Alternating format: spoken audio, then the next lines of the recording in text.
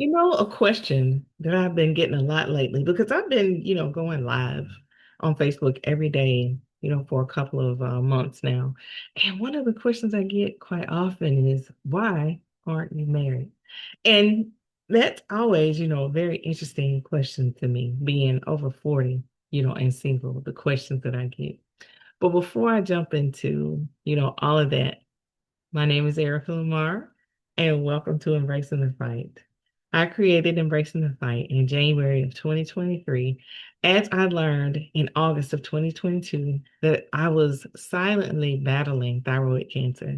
And I felt that if there's a platform for people to come on and talk about their physical and mental health issues and concerns, then they'll feel better about it. They may talk to someone that's going through the same thing and they're getting encouraged, or they may see someone on the other side of what they're dealing with and they'll have hope.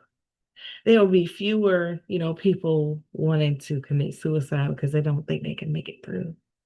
There'll be fewer people that's going in and, you know, shooting innocent children or shooting into a crowd. There'll be fewer people that decide to get in their vehicles and go the wrong way on the interstate just to take their life and someone else with them. It'd be so much less of that. And that was my thought when creating Embracing the Fight, that we could normalize the conversation surrounding physical and mental health issues and concerns without judgment. So, if you would, please take a moment to share my podcast, Embracing the Fight. Click like and please subscribe. Also, you can find me on Facebook, Instagram, TikTok, Blue Sky, and X as Embracing the Fight. Now, the only difference is on Instagram is Embracing the Fight underscore. Now, let's jump on in because y'all, I have some stories to tell and I don't know, y'all might think it's funny, but it tickles me because I'm actually living, this life. So let's go back. Let's back up some. So we're talking about, being 40, over 40, because I'm almost 50 now. I just turned 48 on my birthday, September 26th. But um being 40 and older, you look at life, quite differently. You start, saying, what, this could be the halfway mark. This is what they refer to as that midlife, crisis or whatever. And during this time, people always like, okay, I've been going live every day on Facebook for a couple of months. And people will inbox me and say, you are such a beautiful woman. You are so kind and you're so nice and you're so encouraging. Why are you single? And I'm like, if I knew the answer to that, I wouldn't be single, silly, Because the thing is, I have met a lot of people. And most of the guys that I meet, they're like, oh, you are what I would have wanted 20 years ago. But now, I don't want to get married and I don't want to do that. Fine. Hey, you're not the one for me. I'm not gonna waste your time. You don't waste mine. And see, that's the thing. I'm quick, to get up and go because I know my mom is watching this. She's gonna think this is hilarious because I used to tell her, I was like, look, if after 2 years you haven't decided that you want me, you have decided that you don't want me, and I'm going to exit stage left. I'm not staying there for you to keep sampling and choosing and picking whatever it is you think you want for you to come back and decide, oh yeah, I wanted you, all the while. Mm-mm. And especially if we tried to date once before, then there was a reason why we didn't date. So what would change me and make me want to date you now? A lot of people say, oh, people can change. They can. But I'm not one of those people.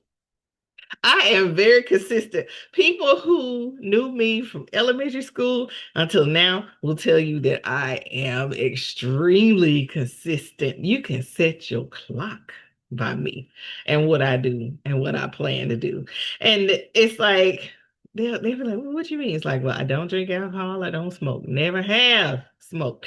And the only times that I've actually had alcohol, it was at my wedding and after, I married.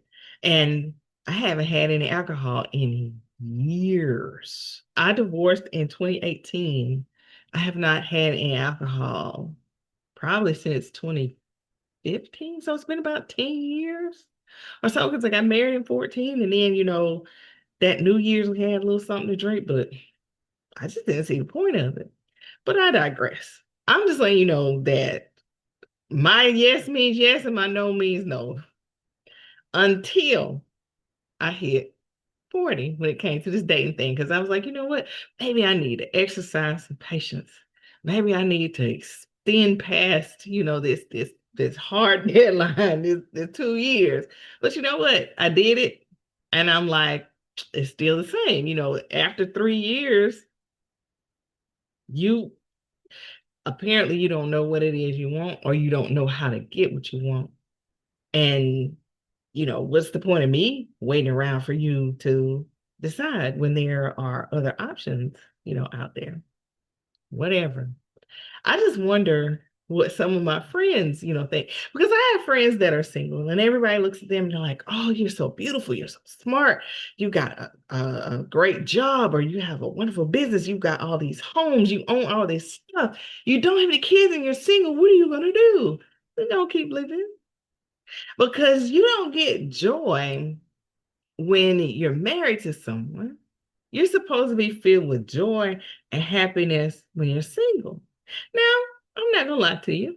There are times when I sit and I look, like, say I look at my parents, and I'm like, you know what, they've been together 55 years. I can't string together 5 years, you know, and they have children, of course, and it's me, my brother, my sister. And if anything happens or they need us in any way, we're there. Me, on the other hand, it's like, oh, I'm gonna have to make some money. I'm gonna have to be rich. And then even with the thought of being rich, you can still be mistreated if you get in the wrong assisted living facility, or if something happens to you, if you don't have like an ironclad, trust, and you don't have, something really set up that's going to protect you, anything, can happen to you. Look, I hate to say this, but look how they did Bruce Willis. Bruce Willis rich. Why are you putting him in a home?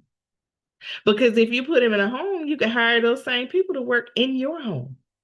That way he can be in familiar surroundings. But I digress. I don't want that. And sometimes when I talk, to, like, I meet guys now and some of them don't have, kids. And they're like, don't you think we're too old to have children? I say, you might be too old. But if my body allows me, to have a child, I'm going to have a child. I'm going to be out there running around right behind them. And y'all are probably like, you're right. Yes, I still play tennis. And yes, I still go to the gym. I try to eat right, I do the things that are necessary to make sure that when that blessing comes, I'm ready for it and I don't have to get ready. So, single folks out there, if you're 40 and older, what are you ready for? What are you seeking? What are you looking for? And if whatever it is that you're looking for and seeking doesn't match what you offer and what you give, I mean, I look at it like this. I know that I am not the skinniest woman in the world. But but I will never be a guest. Never. I'm speaking life. I'm not saying this to hurt anyone or speak negatively about anyone or to anyone. I will never. The goal is to never be on my 600-pound life. I do not plan to ever be that size because, one, it's unhealthy. Two, you require care of someone else. And since I'm by myself now, well, if you notice, those everybody on my 600-pound life has somebody, so they might have a key to whatever it is that I'm looking for. But let's just say I don't meet anybody, then I'm by myself, man, I'm incapacitated. Like, I don't want that. So in my mate or the person that I'm looking for, I want them to be a similar reflection of me, in the sense of, how you care for yourself, how you feel, about your finances, how God is present, in your life. And see, the older I get, I realize, sure, there are some fine men out there. And they will come up and they will talk and they will sound good and they'll be, greasy as gravy sometimes. It's like, sir. I know that I am not the only woman that you were talking to. And then they'll be like, wow, how you say that? I was like, it's very simple. I mean, I'm just very observant. And then they'll come clean. They'll be like, well, how do you know? I'm like, I'm still not gonna tell you. Why would I tell you that? But I only say that to say this. When you become, you know, advanced in age, when you reach over 40, there's a lot of things that you've learned, over your lifetime to decide what it is that you will accept or what it is that you won't accept. The question is, at what cost? So I had a conversation with a friend today, and I explained that, okay, this person is married, and they basically say that their marriage is over. There's nothing, that they would do, for this person, that they're only trying to figure, things out, to make sure that their family is okay when they depart. And I said, but you do understand that even though your feelings may have gone, everything else that you provide is still there. And it's like, what the heck are you talking about? I said, does she still come home? And he said, yeah. I said, all right, you have a place for her to stay. I said, does she hide in the closet? He was like, no, why would she hide in the closet? I said, she's got a place of safety in you. Whether you protect her or not, you're there and you're in the home. And I said, all right, is she eating? He said, yeah, I make sure groceries are in the house. All right, so she's not hungry. And I said, does she have to pay any bills? He says, I've always been the one to take care of the bills. I said, and you're a provider. So you are giving her everything except the one thing that she's getting on the street. And you're doing it. I mean, I don't care how you look at it. You may have separated your mind, your heart, your thoughts, and everything, but your actions are still protector, provider. And that's mainly what a lot of women want. They don't, I mean, especially when I talk to, like, women older than me, they're like, sex isn't the main thing. And being around the person isn't the main thing. You could have grown apart, could have had separate lives, whatever. You enjoy doing certain things they don't enjoy doing, and you were just two ships passing in the night anyway. But once you got somebody that's gonna take care of you and your needs, you don't care about all that other stuff. You gonna stay there, and he'll probably be miserable, but she living her best life. And then I said, and then when you think about it, I said, then you got people like me that's out here that's single, right? And again, I am restructuring my life. And when I restructure my life, my support system goes back to my parents. I don't have a husband that I can stand or not stand or whatever, the situation is that they have going on.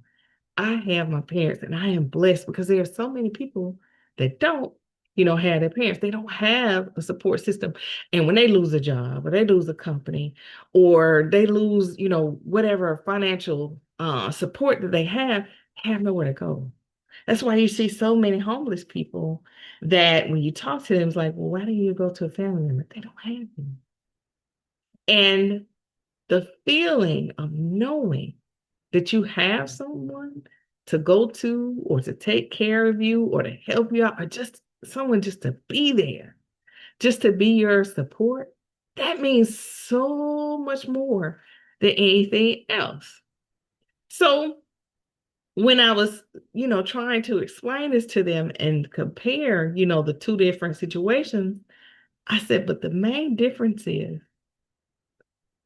even though, I have a safe place in my parents' home and whatever you got going on over there, she's got a safe place in your home.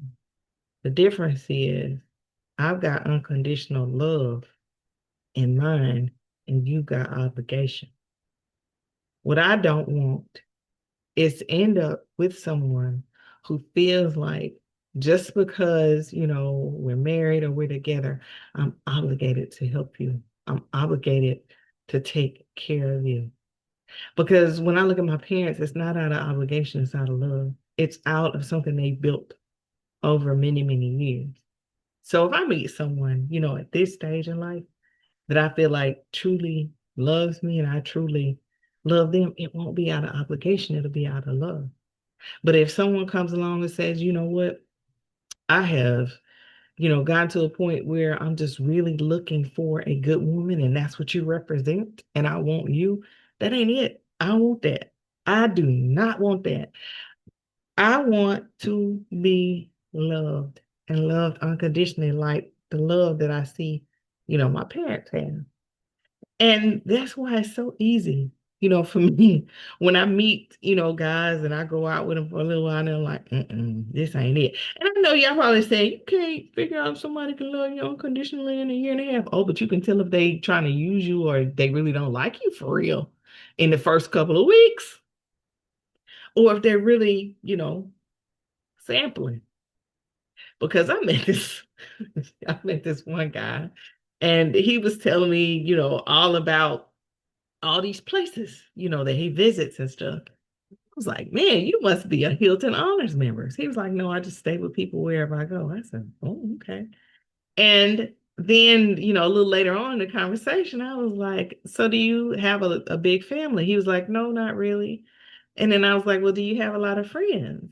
He was like, guys, no, not really. So that let me know that you jumping from woman's house to woman's house because you ain't got no family that you staying with and your homeboys. You don't have none of them either. So, hey, you let me know right there that, sir, um you have a stable. You have options and I'm that's not for me either because I feel like I am special and that I bring something amazing, something great to the table. And it's only for that one person that can deal with my crazy too. And when I say my crazy, like, I like to have fun. I like to laugh. I like to joke. I'm just a lighthearted kind of person and will help anybody. I'm not the type that's up and screaming and getting knives and shooting. I've never been like that. That is not my thing. I wouldn't want to spend the rest of my life with somebody I know I got to fight with them every day. That's absolutely nuts. Because I couldn't stand, going to work, having to deal with people who didn't, care for me there. And it's like, why would I want to come home to that? So once you get in your 40s and you're single and you don't have kids, you should change your perspective. Start looking at the good things, like the stuff I'm talking about. If you have a strong support system, lean in on that and love on that. Because, like I said, nobody's guaranteed, to make it to 100 years old or anything like that. So do your best to live your best life. And then, like I said, get as much money as you can get. Because once you get that money, money talks. Go ahead and set up a trust such that the home that you live in is, like, say, for instance, if you decide that you don't want to be put in assisted living or if you need anything like that, because I don't plan on needing anything like that because my parents don't. And I say I got good genes from them. We'll just go with that. And that is my prayer. But say you don't end up that way. What you should do is put your home in a trust and then have it where your care is administered in that home and you put enough money in a trust to take care of the home, as far as taxes and all that sort of thing, and to pay the people that's going to take care of you. And if anything happens to you, then make sure that money goes to like a charity or something. People treat you a whole lot different when they know that their supply is going to be cut off if something happens to you. Don't write it so where they get it if something happened to you, is then they're gonna cut you off sooner than later. Having a party in the house that you thought that you'd be taken care of. Let's yeah, let's not think about it. But what I really want you to think about is when I say, that I want unconditional love, what is it that you want as a seasoned dater, someone over 40 without children? Like, do you still want kids? And if you do, would you adopt? Or do you want to do it naturally? Because I've seen a lot and lately, 45, 47, 48, 50, having kids. I used to say all the time, like, Lord, if you make me have kids when I'm 50, those babies gonna be clowning me. Your grandma here to pick you up from kindergarten.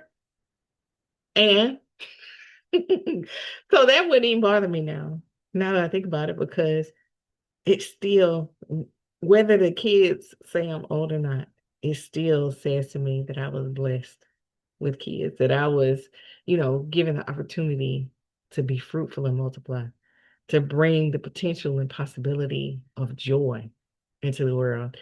If people would stop thinking about all these societal norms and living according to what other people thought they should do, they'd be so much happier. You'd be so much more productive. Like when I see these women that's dating guys 15 and 20 years, younger than them, I'm like, hey, if you like it, I love it. But then you got folks that's out there that's mad. And then when, guys do it, it's like, oh, look, he got him a young woman. That's good for him. Look, I'm saying if they like it, I love it. As long as it's not like, in that age where it's considered statutory rape. No, that's just nasty. Don't do that. Don't do that. I'm saying two consenting adults.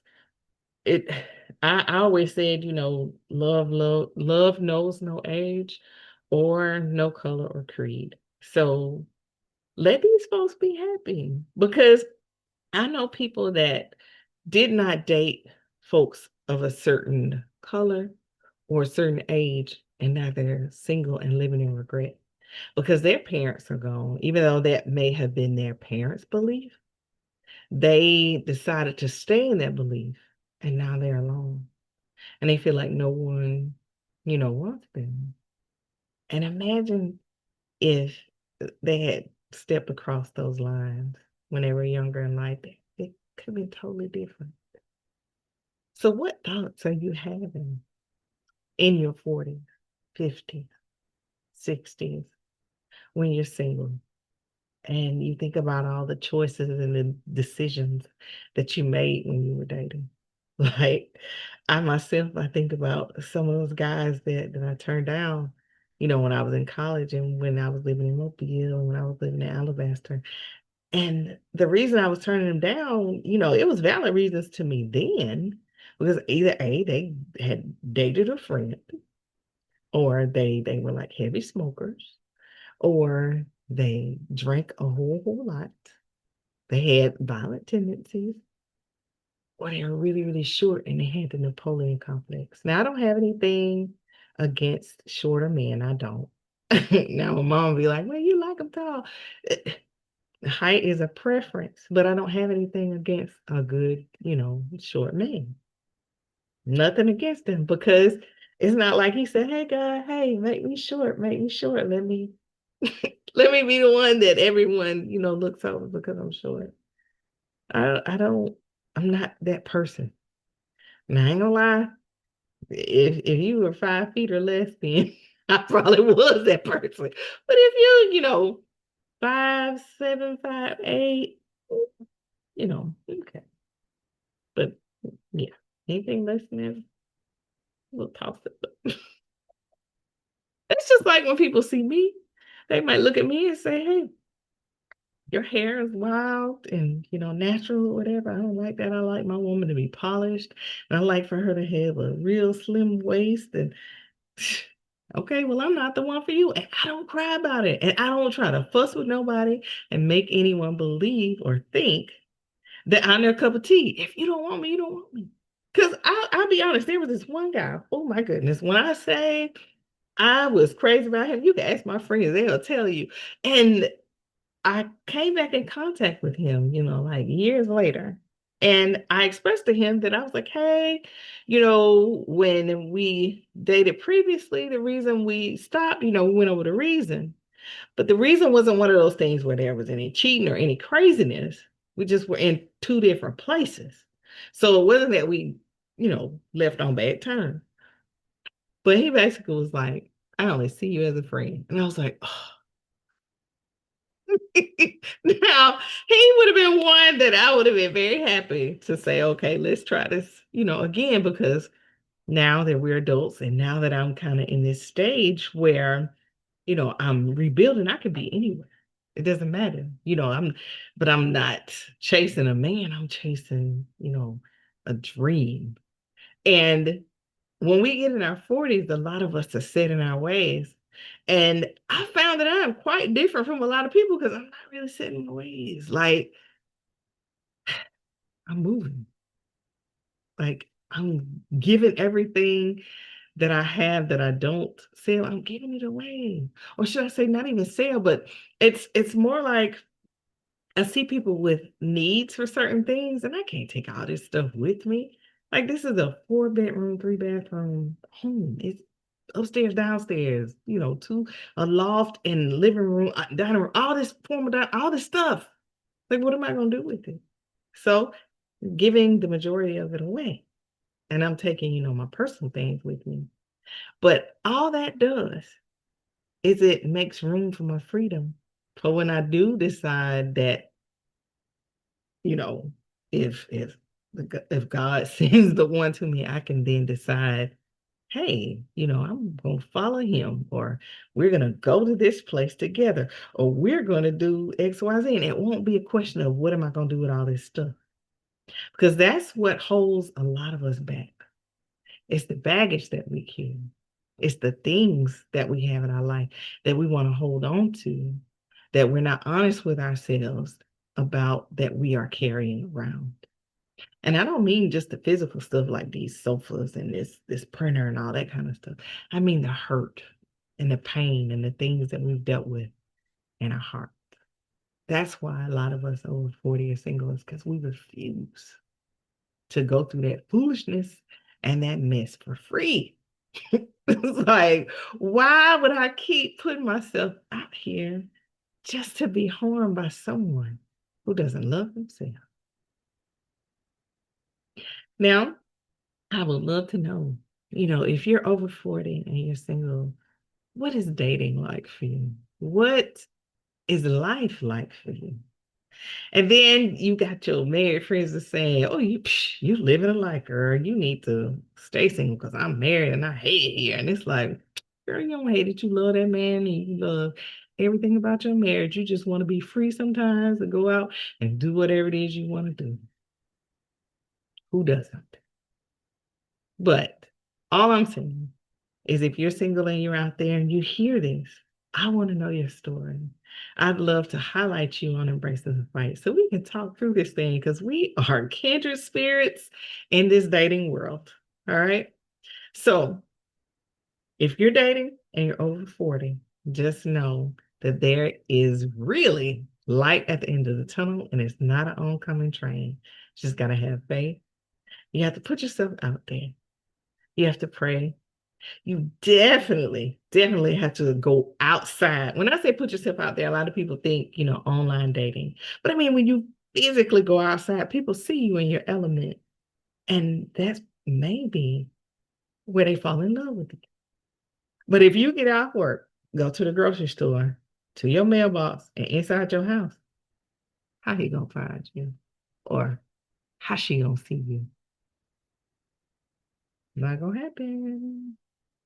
Unless you just online dating nut and you on 20 different sites. Because you know what? Let me do this before I get off of here. I was on 4 dating sites, and the same guy picked me on all 4 sites, and he didn't even remember that it was me. So I was like, "Man, you got to be kidding me. How in the world do you see the same picture of me with the same name in the same city on these different sites, and you pick me each time? And every time you pick me, you say, oh, we're going to go out, and then we don't. So I just start blocking you on all of. It's like, how is this even life? How is it even real? And I hope you guys are having so much more um, luck with dating, online, because I'm actually making time and I'm making space to really try to get to know someone at the same time that I am picking up the pieces of my life. All right. And I hope that you're doing the exact same thing. So thank you for checking out this episode of Embracing the Fight, Dating After 40. Ooh, child. And I hope that it was funny to you, but you could also see the truth and the seriousness in it. We all need someone or something to love. That's why people got all these dogs and cats and stuff. But it'd be so much nicer if it was someone that you could love, trust, and really be with. Someone who you can honor, that shares in your joy, not someone who's come in to get a piece of what you have. All right. So thank you for tuning in. And as always, I want you to have an absolutely amazing day.